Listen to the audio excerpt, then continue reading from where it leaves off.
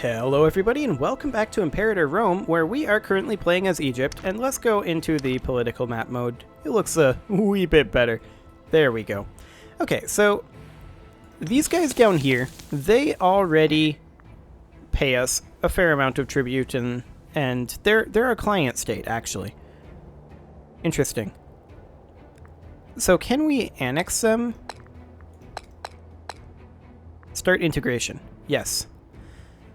Just like Europa, they need an opinion of 190. Sounds good. So we need to influence them. Essentially, we need to relation actions. Improve relation with them. Okay. Their opinion of us is currently 50. So we'll improve some relations with them. Excellent. It will now improve over time. And that cost us some oratory power. Rather than having a diplomat go do that. Okay, I can work with that. Now we ordered this army to march down here. I am noticing that its morale is not full, but by the time we can declare this war, hopefully it will be. I am noticing that Blamia... where's the ledger in this game? Is there such a thing? Like, can we see the military strength of Blamia? I'm assuming it's not great. They currently have no allies that I can see. Here we go. Well, that's their manpower. They have 7 cohorts in their armies, so that's not very threatening. Now, as far as this goes, can we just recruit in by, like, clicking here? No. How can we recruit into this army? Consolidate cohorts. Can we shift consolidate? I hope we can. So handy. Recruit to army. Okay, allows you to recruit new cohorts directly to this selected army. So that would allow us to recruit in archers, or what are these, spearmen, it would appear? Okay, and camels and cavalry. So we can't actually recruit heavy infantry? It's interesting. Chance of cohort loyalty. Ooh.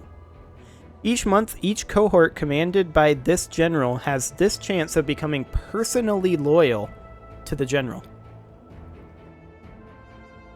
Oh my. So we don't want this guy to be general for too long. Otherwise, he might become a huge problem. That's some fascinating stuff right there. Okay, let's take a quick look through our military tab here. Traditions, huh? You lack the 800 military power required to embrace these. Okay. So these are some really solid bonuses. What are they way down at the bottom? Still very solid. Interesting. What about religion? We've already looked at the technology area. So we've already got... Oh, okay, we've already seen this. Sounds good. Economy. Seems fine. Diplomacy. Yep, that works basically like Europa. Decisions. Okay, so we could do a plutocratic monarchy. Lose 3 stability. Imperial ambition. We could build the lighthouse. We just don't have the money to do any of that right now. Now, as far as this trade route goes, we do need to get our civic power up for that. And then these scorned families, I still don't know how exactly we go about giving a job. I think we just don't have a job to give them. That's my theory right now. So currently, I think that we would need like one of these council members to die, or potentially one of our researchers, or something like that. But we do have this client state right here. What is the diplomacy with this up here? Just neutral. Okay. Well, that's another potential conquest, then. We'll see how it all pans out in terms of the alliances and things like that. So let's go ahead and tick forward. It's already on speed 3, so let's see how that goes. Seems maybe a tad on the slow side for speed 3. We'll sit on speed 3 for now. While I'm still trying to figure all this out. Okay, I'm assuming... Oh, we did have a month tick. No alliances over here. That's fascinating. If this was Europa, he would have one for sure. No alliances here either. Can we see our diplomacy? Okay, so we have Andros, Kos, and... Wait.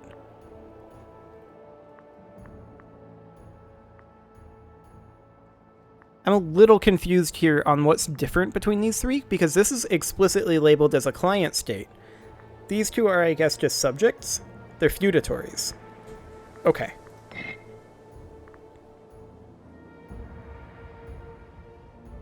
And where is this guy? Can we go to location, like in Crusader Kings? It would appear we can't. Interesting. So are they just part of us inside, and we just can't really see them? Like, essentially they're vassals in the same way they would work in Crusader Kings, whereas this client state is in the same way it works in Europa. I'm guessing that's what's happening here. Let's go ahead and tick forward a little bit here. And do I want to recruit anything else to this? Probably not. Like, maximum of 5% attrition in that location, but we're moving on. Okay, so we did get some attrition there. I'm assuming it's going to tick back up. Why is nothing going to the armies?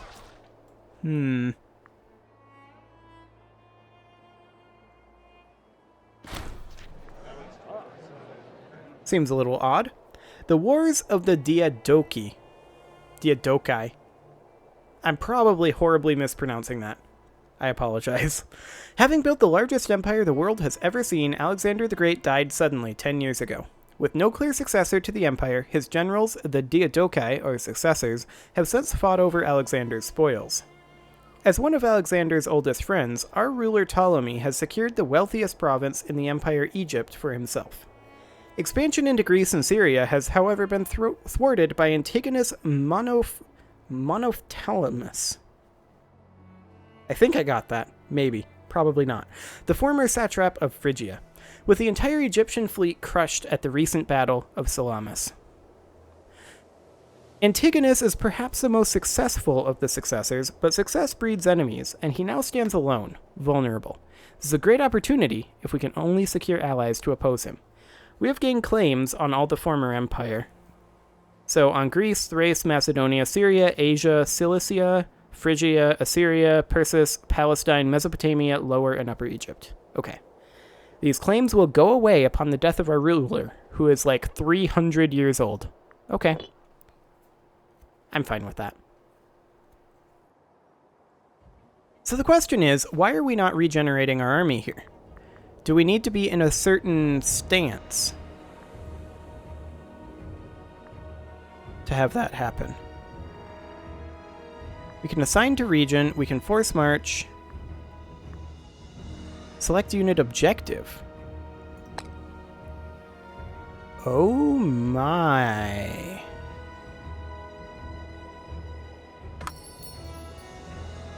That's interesting stuff right there. We'll come back to that in a moment. For right now, whoa. Oh, okay, it does. I was just like, for a second there, I was like, whoa, spacebar didn't pause. But an envoy from the Hellenistic local power of Aeolia is requesting to import salt from the province of Libya. It would give the following bonuses. Army maintenance cost minus 2.5%. This will earn us 0.5 each month. Does that take into account the army maintenance cost reduction? I think we'll just do it. I don't see a reason right now not to.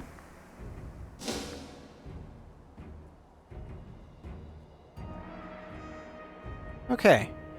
So why is our army not reinforcing then? They want to import wild game. Sure. Sounds fine.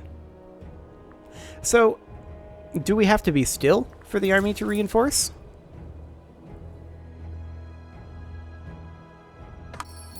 We can build roads. Judea is trying to import camels. Sure. Why not? What could possibly go wrong? I have no idea what I'm doing. Preferred size of flank. Interesting. Flanking cohorts, secondary cohorts, and primary cohorts.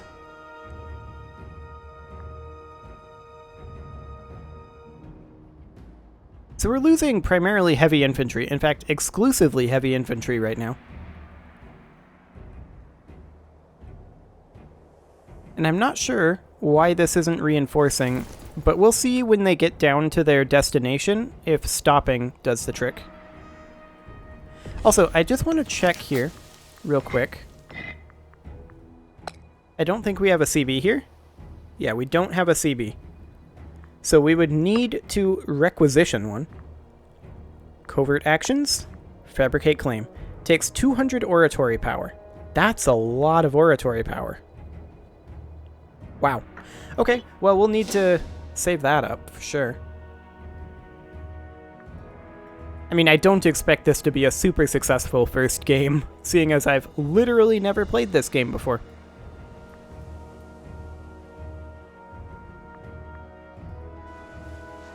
So these are mercs here. Our army is currently traveling to here, but we may as well come over to Berenike. Well, we'd be over the supply limit, actually. Substantially. In fact, we might want to consider splitting this army. We are currently movement locked, though. So let's go ahead and let them move forward. And then split in half. And then we'll put, like, half there. Wait, what? Oh, it's grouping them together. I see. So we take you there, and then you there. So we'd have 0 attrition, and I believe 0 attrition? Yes. We do need a commander, though. So let's go ahead and give it to somebody kind of old, because we honestly kind of want our commanders dying frequently. It's kind of different.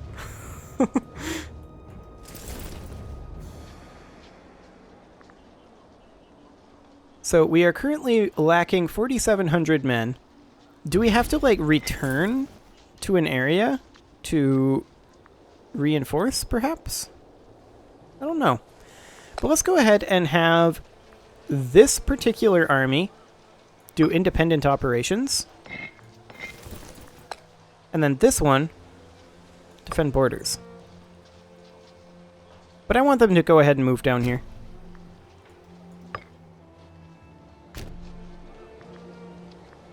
So actually, we've got a differentiation here between controlled armies and automated armies. Okay. Seems interesting. We do need that oratory power. Now, we could build a marketplace somewhere. In fact, we could build several. I am noticing, however, that this is not as good as the macro builder in Europa, because it doesn't actually give us all of the information that I would like to have here. Yeah, this is a little bit on the sparse side. Oh, hello. Roads folded. War averted. They folded to the threat of war from the Hellenistic major power of Phrygia. Okay. Ptolemy Quirinus Lagid requests responsibility. The heir to Egypt, Ptolemy Quirinus Lagid, has asked to take on some of the responsibilities of rulership from Ptolemy Soter Lagid. Though young, Ptolemy Quirinus Lagid is confident that he has the necessary capabilities to be an effective administrator. So we can give him some prominence, or we can make him lose loyalty. Sure, he can have some prominence, that's fine. And I just accidentally started building a market here. I guess that's fine. Not exactly what I was going for, but that'll work. When are these guys going to get to their location? Soon enough. We're not going to have our oratory power soon enough, though. I'm wondering if we are getting men to the armies, but we're taking more attrition than we're moving in, perhaps. Maybe that's what's happening here? We'll find out here in a moment. once we're no longer taking any attrition. Come on in, guys. When are you going to get there? 6th February. Okay. There we go. No more attrition. So, are we actually getting any, anything at all? Not really. Our manpower is going down, though, I'm noticing. The statue of Ptolemy Soter-Lagid. The people of Berenike have raised a large statue of our esteemed ruler Ptolemy Soter-Lagid. Though the statue is lacking in certain important areas, it would not be taken well if we were to rip it down. If we leave the statue up, let us hope it does not get too well known, as it could be somewhat of an insult to the monarch. So we would get local unrest -2, but lose 10 popularity. Where's our current popularity? I'm assuming it's in here, since that's character specific. Popularity. It's currently decreasing every month. Okay. Or we could get +2 local unrest, but we'll leave it. So 0 will reach the armies this month. We're at 11.4k. And I'm still wondering, how do we go about doing this? I mean, we can very easily just have this guy defend borders. But he's going to wander off, and I don't want him to do that just yet. So, we're now tolerant. That's exciting.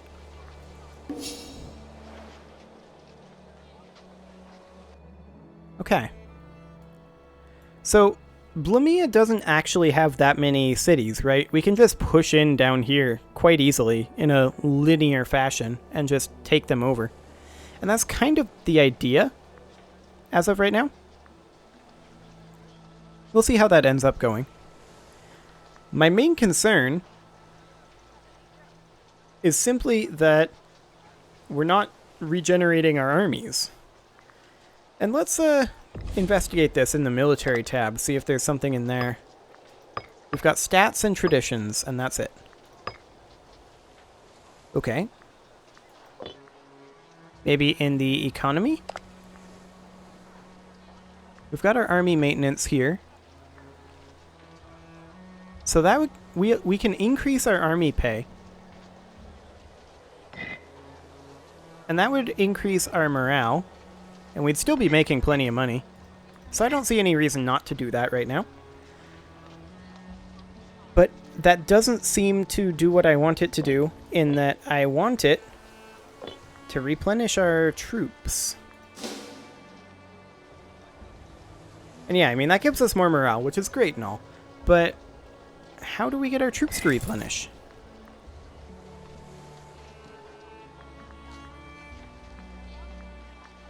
We can consolidate cohorts, etc., etc. So yeah, these just don't seem to be auto-regenerating. Maybe we just need to return to a location where we can train units? I don't know. Anyway, we're going to have our oratory power in the next month to fabricate this claim. So that would be excellent. There we go. And let's declare our first war.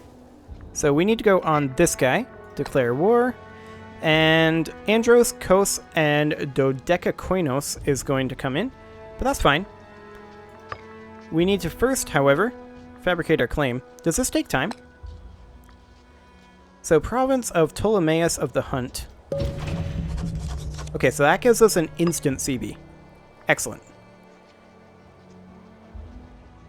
31 August 452. Okay, so that works like Europa, where we can only do one thing at a time. Sounds good. So there's the claim fabricated, and I'm going to go ahead and go up to speed 4 for right now, because that does feel a little bit on the slow side. Okay, and now we should be able to declare war to take Ptolemaeus of the Hunt. Declared. Okay. So here's our war. It's not... Oh, it is popping up down here. Excellent. I was going to say, where's the war down here? But yeah, this is perfect. So we're at 0 war score. They have 7,300 light infantry and 1,000 war elephants. Okay. So I think we are just going to have this guy. Like, realistically, I want him to do independent operations, and I want this army to just defend the borders. And we'll see how this automated system works. However, I do need to put a cut in here, so I'm going to go ahead and do that. Subscribe for more, and next episode, we are going to be seeing how these war mechanics work. See you all then.